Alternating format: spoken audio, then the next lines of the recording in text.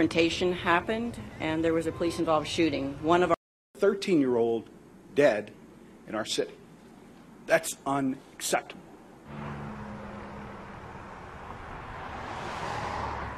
We are talking about a 13-year-old that we believe was involved in an armed robbery. A confrontation happened, and there was a police-involved shooting. One of our officers fired, and as a result of that, the young man succumbed to his injuries. We found a gun at the scene near the suspect that we were trying to apprehend, and this is what that gun looked like.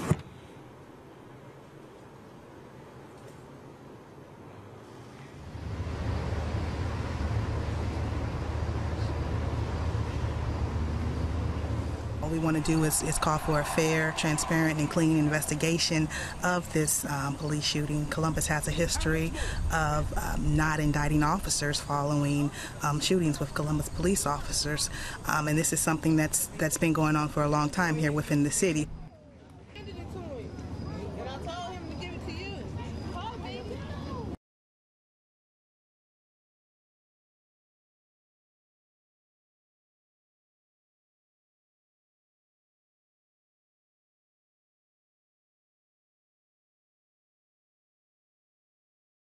Grand jury won't indict officer in killing of boy, 13, who held BB gun.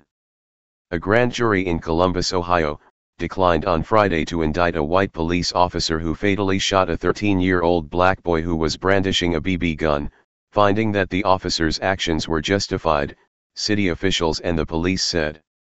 The officer, Brian Mason, had chased Tyre King into an alley on September 14, and when the teenager pulled the BB gun from his waistband, the officer opened fire, striking Tyre multiple times, the authorities said.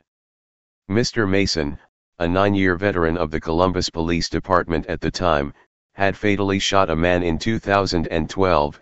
His superiors cleared him of any wrongdoing in that episode, but placed him on administrative leave after the September killing. Photo. Officer Brian Mason, credit Columbus Division of Police, via Associated Press. The shooting quickly polarized the public, as people rallied behind either the officer or the boy. Officials in state's capital found themselves pleading for patience, acutely aware of the unrest that has sometimes followed police shootings that have claimed the lives of black men. Some had drawn parallels between the shooting of Tyre and the 2014 shooting death of Tamir Rice, 12, who was playing with a pellet gun in a park in Cleveland. Continue reading the main story. Related coverage. Black child with BB gun is shot by police in Columbus, Ohio, Sept. 15, 2016. I am grateful for the patience of the community in awaiting the results of the grand jury investigation into the police-involved shooting of Tyre King, Mayor Andrew J. Ginther said in a statement on Friday. The death of a 13-year-old under any circumstances is tragic.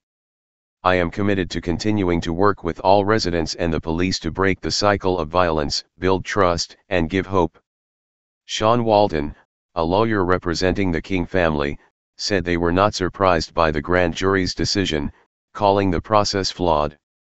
He said the family had called for an independent investigation into the shooting and believes the Columbus Police Department and County Prosecutor's Office should have stepped aside. Photo. Tyre King, credit Walton and Brown, LLP.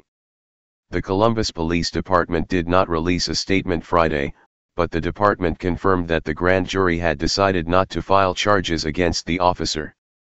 In its own statement, the Columbus City Council called the decision a sad and unfortunate reminder that a child has died in our community.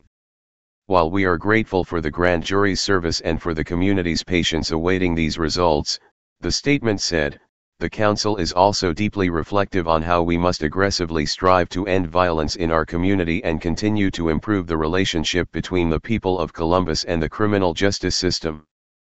Photo. A funeral service card bearing a photograph of Tyre King, carried by a mourner outside a church in Columbus last year. Credit John Minchillo / Associated Press. After the shooting, the authorities said officers had responded to a report of an armed robbery in the Old Town East neighborhood in central Columbus. They saw 3 males who matched descriptions they had been given. 2 fled and officers chased them into an alley, where Tyre pulled what appeared to be a gun from his waistband, the police said. Mr. Mason shot him multiple times. At a news conference the next day, public officials bemoaned society's obsession with guns and the problems the culture creates. Kimberly Jacobs, the police chief, held up a photograph of a BB gun of the kind found in the alley near Tyre to show how similar it looked to the firearms used by the Columbus police. Why is it, Mayor Ginther asked, that a 13-year-old would have nearly an exact replica of a police firearm on him in our neighborhoods? A version of this article appears in print on May 20, 2017, on page A18 of the New York edition with the headline, "No Charges for Officer Who Killed Ohio Boy, 13." Order reprints today's paper. Subscribe.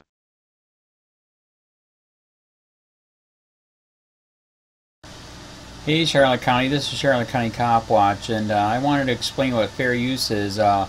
You can use pieces of news articles if you're doing it for news reporting, you have commentary, and you're doing it for education purposes. So that's what fair use is, as you can see right here.